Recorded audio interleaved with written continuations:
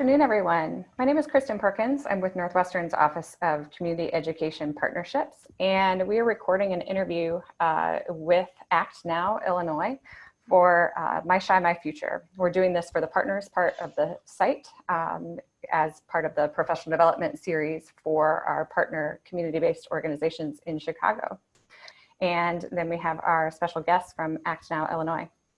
Thanks so much, Kristen. My name is Susan Stanton. I am the network lead for Afterschool for Children and Teens Now, or ACT Now. And as network lead, I get the honor of getting to work with after-school programs all across the state, managing our day-to-day operations, and then I do a lot of our work pushing our policy initiatives along. And I'd love my colleague Emma to introduce herself as well. Hi everyone, good afternoon. Thank you Kristen and Susan for allowing me to speak a little bit on behalf of Act Now. I'm the Youth Development Associate. I do a lot of work behind the scenes, drafting and developing our social media content, also maintaining our website where we have different kinds of resources, especially relating to COVID-19 right now. I also work on engaging network partners and engaging new stakeholders to the coalition, as well as supporting Susan in her advocacy and policy work. Great, thank you both for introducing yourselves.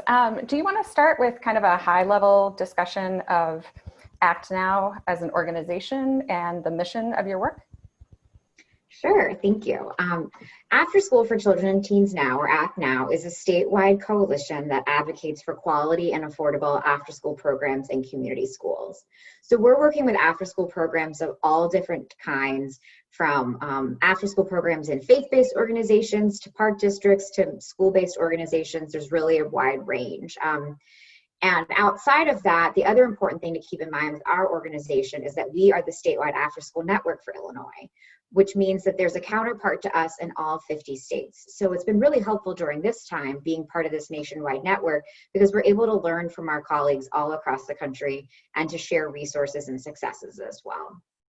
That's great. And what role does Act Now play in sort of, if we think about normal times, for those that aren't familiar with the organization, can you talk a little bit about your work? Sure.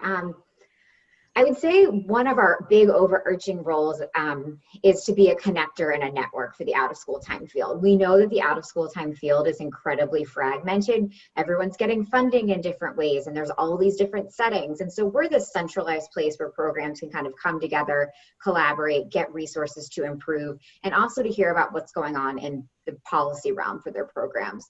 Our work is split up into about 5 key areas. Part of what we do is policy and advocacy. So that looks like tracking and advocating for funding for after-school programs, while also ensuring that programs have the supportive administrative and regulatory practices that they need to succeed. And once programs are kind of set up and the kind of policy part is established, we also want programs to feel really supported to make sure that they have what they need to push for the best possible youth outcomes. And so we do that by focusing on some quality improvement and professional development work. And then finally, outside of those 3 pieces, we also have big projects that focus on STEM in the after-school space and on community schools. Yeah, your work is really amazing. I have loved getting to know your organization and working with you. And I'm so happy that we have the opportunity to showcase your work today, because it'll be just so many great resources for other orgs. So we're going to do a deep dive in a little bit to the COVID-19 resources that you have for organizations. But before we go there, do you want to just start with a high level kind of overview of how have you transitioned in this time of shelter in place with your work? I think we've tried to lean in what we feel like we've always been good at, which is to listen to after-school providers and to respond to what their needs are. So I think one of our first things that we did during this time, and I know that lots of people have been filling out lots of surveys, but we definitely did a lot of that outreach, some individual phone calls with people who were running large after-school programs, as well as some of those surveys as well, and really listening to what the field needed and then trying to pivot to respond to those needs, and trying to make sure we got resources out there that were really actionable and helpful during this time. So it looked like a lot of webinars and a lot of resource creation, trying to respond to the needs of the field that we saw. That's awesome. And we're going to do this more than once during this video, but if folks want to stay connected with you all, I understand you have a newsletter. Yes, we have a weekly newsletter that comes out every Tuesday. Emma actually helps to curate all the content, so happy she got to introduce herself. It's one of the things that I think our members appreciate most about us. So in order to get to the newsletter, you can go to our webpage, which is just actnowillinois.org, which we have pulled up here. If you go to this Join Us button in the upper right-hand corner and fill out this form, you'll be added to our free newsletter that comes out every week. And then you can also see our archive of our past newsletter under Resources and Act Now newsletters. And then each newsletter has a variety of different resources, such as Act Now policy updates. There are COVID-19 updates. We have events and webinars, other resources, funding opportunities, as well as opportunities for providers, and sometimes even opportunities for youth directly. So lots of great resources on it. And it's really the only all-in-one place where after-school programs of all different types can find policy and resource updates. And so it's the only kind of product like it that's generally available to the entire after-school field in Illinois. Yeah, absolutely. I love that you have the newsletters archived, and you are absolutely right that you just very succinctly summarize all of the relevant policies that are going on. That normally I feel like I have to get my information in 10 different places. Now it just arrives in my inbox with your newsletters. It's great. So let's take some time and go deep about the amazing stuff that you developed for orgs to help them transition, help them navigate, help them still engage family and youth during shelter in place and remote engagement.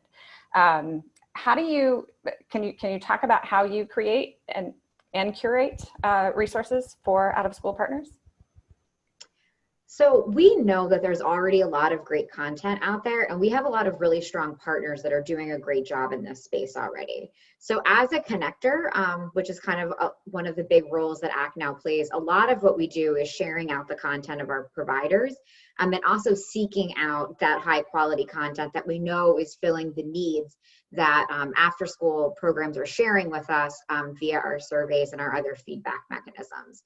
So I think a part of it is always trying to make sure that we know what those needs are for programs, and then making sure that we're finding the resources that fill those needs. So we really look to some trusted sources, some national partners, and then a lot of times what we do as well is there's really key high quality after school programs across the state that we often ask if we can share out and lift them up as examples to create resources that way.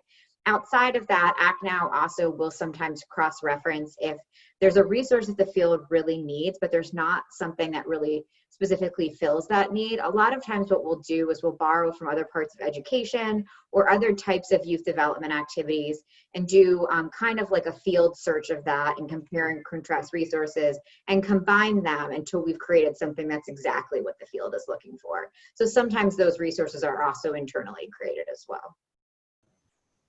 Yeah, and we have your website pulled up. Would you like to sort of walk us through where you have the curated list from other organizations, but then also I want to ask you to really highlight your own work too. I feel like you're very humble as an organization, and the work, the unique work that you're creating kind of gets glossed over in the mix, but you have seen gaps and holes that where there are needs that community organizations have, and you have really been able to fill those with webinars and resources that you've pulled together. Can you talk a little bit about those? For sure. So if you go under the resources section of our library, you're going to see some of these big key categories that come from our newsletter.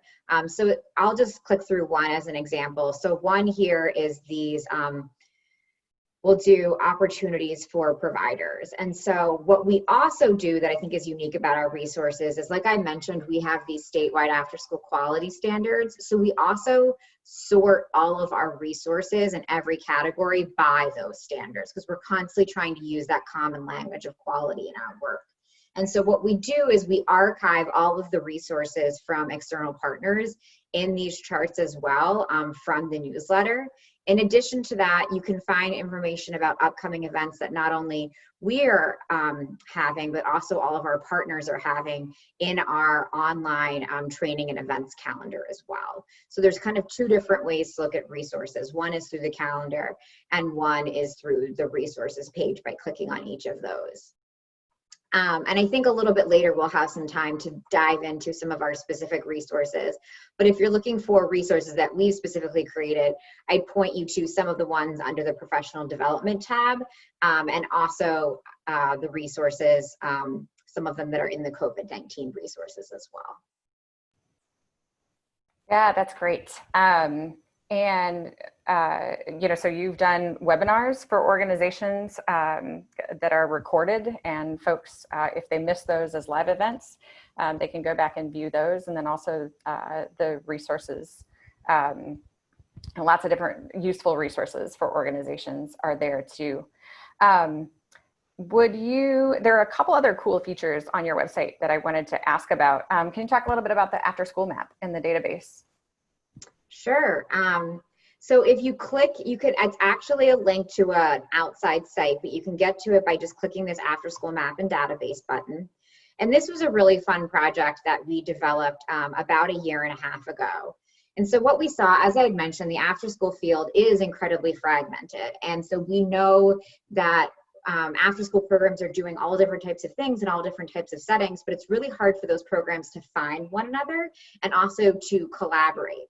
In addition to that, if it's hard enough for after-school programs to find each other, it's really hard for policymakers to have a good idea and snapshot of what's going on in the after-school field.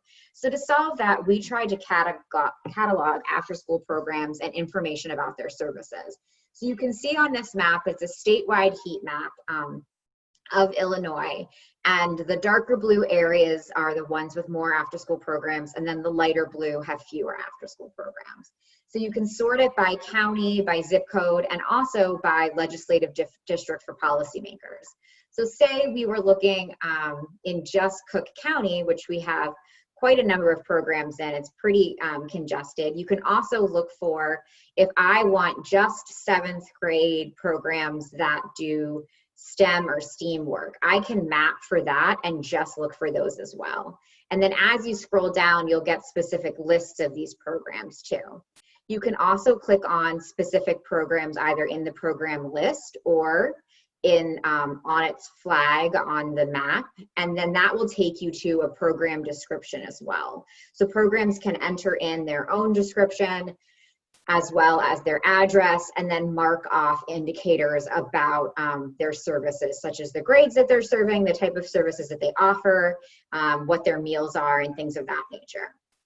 One of the things that we found was really important about this map is that we had to make it living, and we had to make sure that the data could constantly be updated. Because we lived through here in Illinois a time where lots of programs shut down and things changed really rapidly. So one of the other things about this map that we enjoy is that you can add a program at any time. Anyone can submit these details, and then they get sent to ActNow staff, and then we approve your map site and add it. The other cool thing is that any of these, so say you already have your program in there, but now you are serving, up through grade 12 and you want to indicate that, you can just go on here and request an edit of your program that similarly gets sent to us, and then we can update it as well.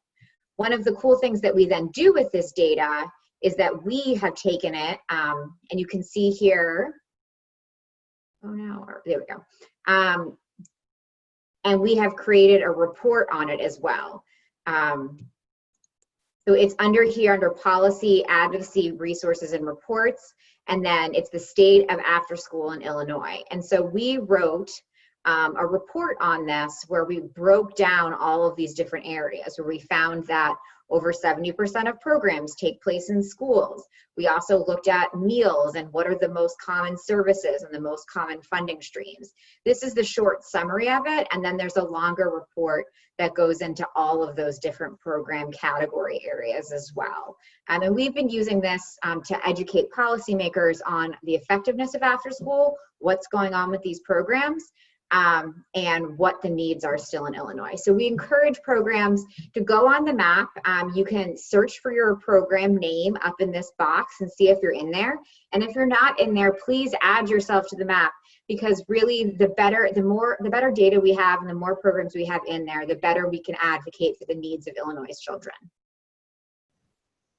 Yeah, that's really great. I know a lot of the organizations that are working now with My Shine My Future are may not be yet on your map. So great that you walked us through how easy it is to add organizations to that data set for folks. Can you talk a little bit, you've got some other resources on your website, an SEL toolkit, STEM guidebook, standards, things like that. Can you talk through some of those other highlights?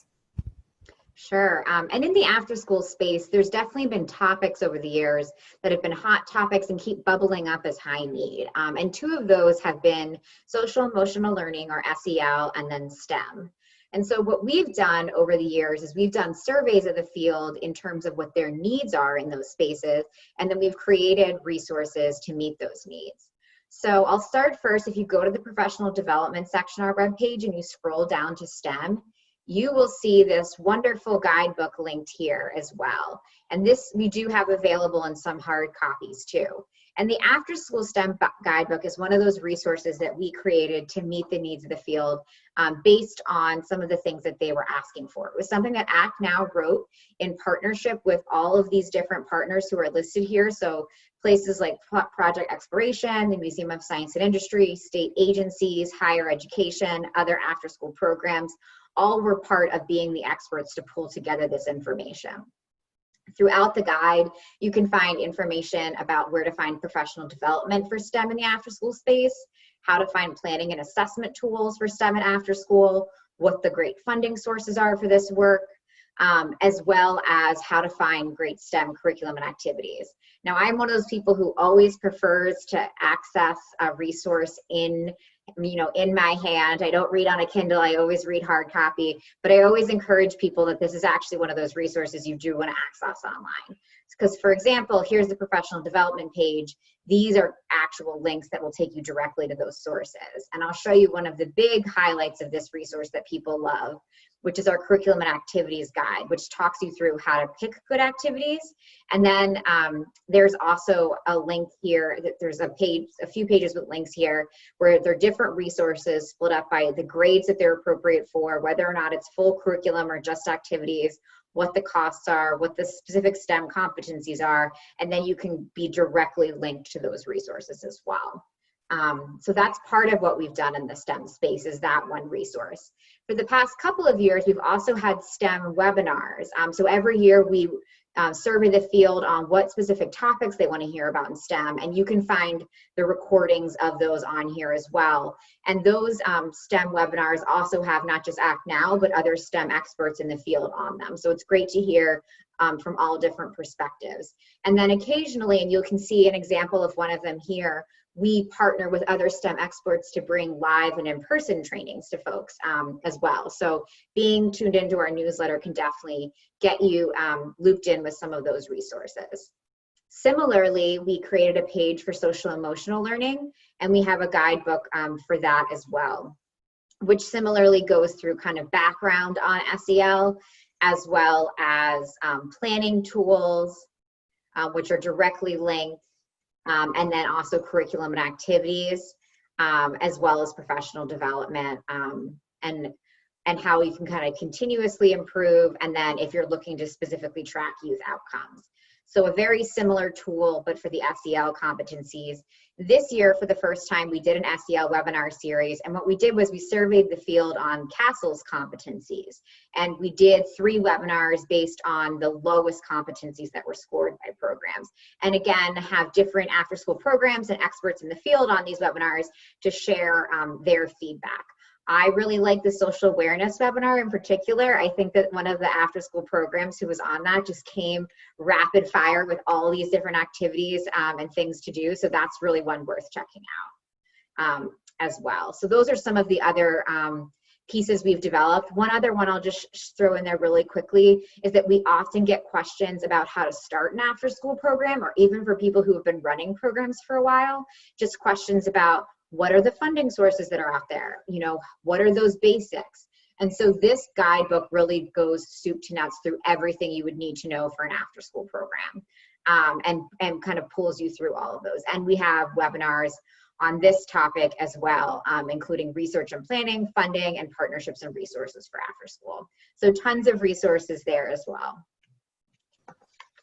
Those are all fantastic, and I think really great resources that you know are good for us to call attention to right now. I know a lot of organizations that normally might not do a lot of social emotional learning are finding that that's a real need with kids and families right now, and you know, it may not be their normal area of expertise. So the fact that you've pulled all of this together is just fantastic.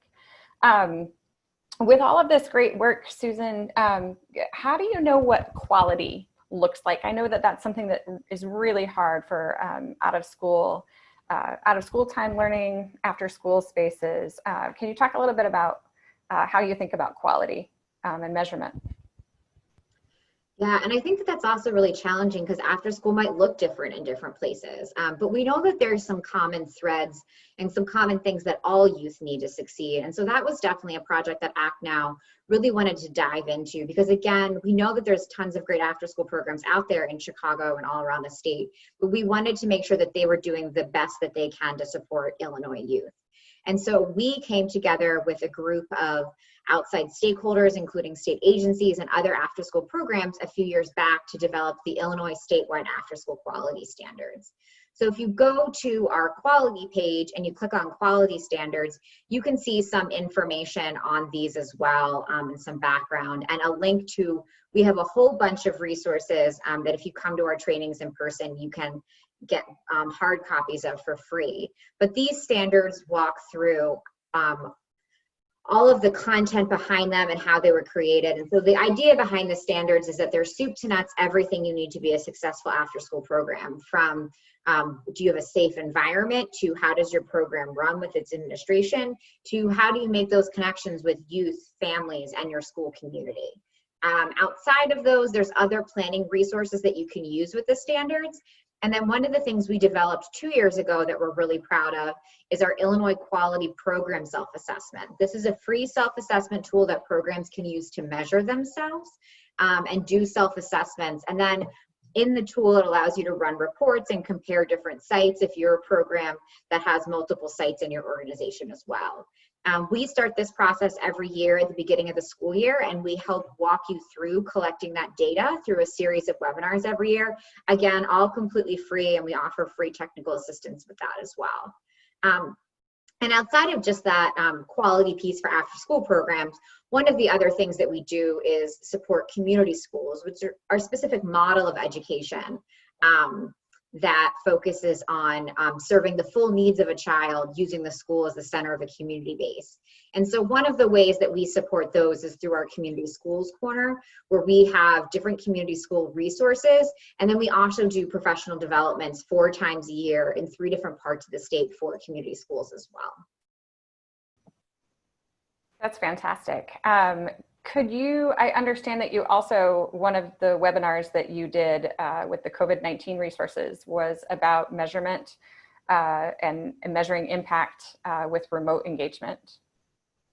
Yes, so we've developed a lot of different resources around COVID-19. So just from our homepage, there's a pretty big button right here you can't miss, and it will take you to a variety of different resources that we have for the out of school time space. So some of them are resources, again, that we're sharing from other organizations.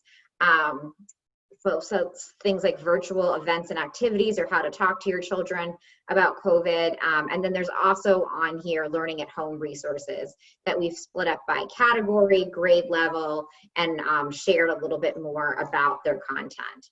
But outside of that, we've developed some great COVID-19 resources. So we did a set of webinars, a whole series of them, on different content areas that after school programs were really looking for support in. And so we did those in kind of best practices through remote learning, remote family engagement, how to plan for summer during COVID-19, and also how to collect data remotely. You can find access to all of those recordings here and all of the different slide decks here. And what I'll share with you about the slide deck for collecting data remotely is that if you download that, there's a lot of different resources that are linked directly in the slides too. So we've made example things like an example student engagement tracker, as well as a family engagement tracker, a staff needs assessment, a community needs assessment as well. So lots of different, very concrete resources in those slides too. Yeah, there's so much there for organizations to dig into, all of these resources that you've pulled together. So one of your webinars was about summer planning. Can you talk a little bit, what does your summer look like? And what are some things that you're thinking about this summer? So normally in the summer, we try to take that time as an organization to do the planning for the next year, because so many programs are ramping up for summer and have full day programming. But this year we're definitely pivoting, because we know programs want to keep hearing from us as they need our supports for summer as well. One of the things we're so excited about launching next week, right after the Memorial Day holiday, is that we're putting out in partnership with the 50 state after school networks a summer activity guide. This is going to be a guide of over 150 activities broken up between 4 different age groups, and each different activity guide will have activities that are set up to do either virtually, remote, or social distance in person, depending on your current context. So very easily adaptable, very much focused on social emotional learning skills as well. And again, really tailored to different age groups. And then throughout the summer, every 2 weeks, we'll be issuing new activities. Along with those activities, there'll be professional developments to walk you through how to use them, user guides, and videos as well. So we're so excited. We know that programs have so much on their plate this summer with changing and different logistics for how to run programming. And so we wanted the content to be one thing they didn't have to worry about by sharing this resource. Yeah, that's great. And I know that all of the organizations appreciate your efforts to put this together. Last thing that I wanted to end with is that, this has been a recorded interview with you all, but I wanted to just talk a bit about our step 2. You as an organization obviously have been putting on webinars and engaging with folks across the state for some time. So you have this expertise in your toolkit. So part 2 of our My Shine, My Future professional development series with your organization will be a live event that we're going to schedule, and we're going to go meta with Emma and Susan and hear from them about how they create webinars. How do they think about the content? Susan, do you want to say just anything about that? Yeah, we're excited to learn about what we've learned and had to improve upon these last few weeks, now that we can't see our members in person. So really excited to share out those lessons and learned from small things like, how we create our slide content to how we pick our slide content, and also even just down to how we make our graphics really engaging as well too. And hopefully be able to share some resources that'll help programs in their programming and working with one another. All right, so we are looking forward to that. Learning from the pros, for sure. Thank you so much, Emma and Susan, for your time in doing this interview and Q&A with us. Thank you. You have a great day. Yes, Thank you.